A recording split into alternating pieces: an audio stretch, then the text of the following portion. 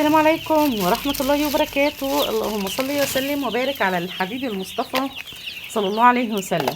ازيكم حبايبي، عاملين ايه؟ رب تكونوا بخير وفي احسن حال دايما. قبل ما نبدأ الفيديو بتاعنا اذكروا الله، الا بذكر الله تطمئن القلوب، لا اله الا الله وحده لا شريك له. النهارده الفيديو بتاعنا سريع كده وبسيط وحلو جدا، هتستفادوا منه كتير قوي. قبل ما ندخل على محتوى الفيديو غطوا لي لايكات كتير وشجعوني انزل لكم كل جديد. مبدئيا النهارده اخر يوم في الدواء بتاعنا عند الكتاكيت، ودوره الكتاكيت النهارده اليوم الرابع ليها. فالنهارده باذن الله اخر يوم في استخدام العلاج اللي هو كوليستين وتايلوزين للاستقبال.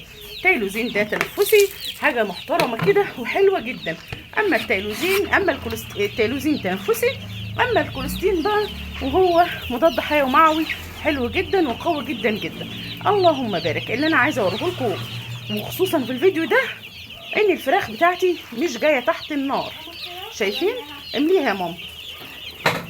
مش جايه تحت النار ومتكومه، ودي افضل حاجه ممكن تحسي بيها ان الكتكوت بتاعك اللهم بارك حلو جدا. ليه؟ اصل الكتكوت لو سقعان بتبقى مصيبه سودة. الفرخ بريش منك بدري. يعني ايه؟ يعني الكتكوت بتاعك لو سقعان بتبقى مصيبه. ازاي؟ هقولك. نمسك فرخي كده واوريكي.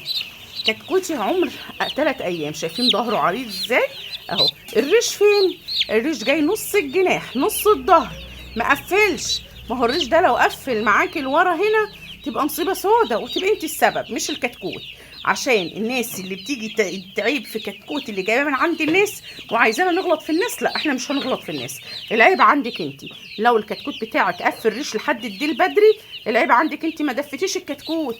عارفين انا ماسكه الكتكوت بتاعي وجسمه سخن نار من الدفى اللي هو فيه، يعني سخن من الدفى اللي هو فيه، وانا مبسوطه ان هو واصل للمرحله دي، ان هو دافي قوي. الدفى بتاعه القوي ده هيخلي الكتكوت بتاعي يجري يتحرك ياكل ويشرب، مش قاعد كمشان وسعان ومش قادر بقى والكلام ده كله. لا، ده الكتكوت بتاعي اللهم بارك نشيط جدا، وده خاص بالدفى. ليه كده يا رب؟ ده خاص بالدفى. وقلت لكم انا مدفيه بالغاز. الشعله دي شغاله يا رب؟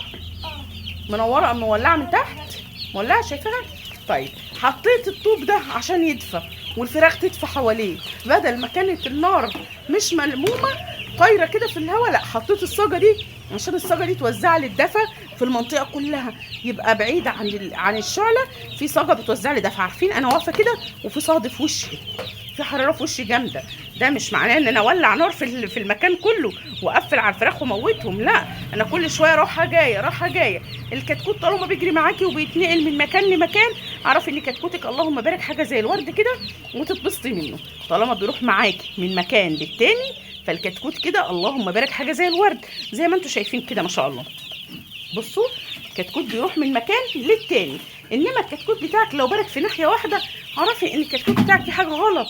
يا اما مكتمه عليه ومولعه حراره شديده قوي فكاتمه التهويه، يا اما الكتكوت بتاعك سقعان واقف لابد وسقعان. شايفين النهارده العمر الرابع ولسه بارز يا دوب الجناح مطلع ريش كده من الجنب اهو. الجنب يا دوب مطلع ريش، مش الجناح مقفل ريش لحد ورا. لا، اوعي تقفلي ريش الجناح لحد ورا.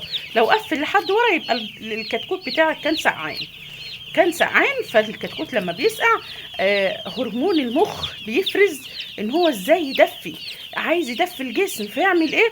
يقوم مطلع الريش بدري وناسي حكايه التحويل اللحمي دي خالص. والكتكوت اللي بريش بدري ما بيشيلش وزن زي الكتكوت العريان. وشوفي الحته دي كده لو ما جربتهاش او ما تعرفيش، ممكن يكون مر عليكي دوره كده والكتكوت عندك مريش، فهتلاقيه وقتها ما شالش وزن كويس، مش زي الكتكوت العريان. طب شوفي، ممكن تلاقي عندك كتكوت واحد عريان في وسط الكتاكيت والباقي ريش. اصل الكتكوت ده كان بيدخل وسطهم ودافيان جدا، او مناعته كانت قويه قوي اللي هو يستحمل السقعه ويحول برضو وزن، فهو عريان فشال وزن حلو. انما التانيين مناعتهم ما استحملتش السقعه الشديده اللي انت كنت معيشاهم فيها. تمام؟ فهتلاقي دايما الكتكوت العريان بيشيل وزن عالي، انما الكتكوت اللي بريش بدري ما بيشيلش وزن. خلي المعلومه دي في دماغك كويس جدا. كتاكيتنا النهارده عمر 4 ايام، والنهارده اخر يوم في الدواء. من بكره باذن الله هقول لكم هنستخدم ايه وهنمشي ازاي باقي الايام ان شاء الله. يا رب الفيديو بتاعنا يكون عجبكم، بس حبيت اقول لكم المعلومه دي كده على السريع، واشوفكم فيديو جديد ان شاء الله. والسلام عليكم ورحمه الله وبركاته.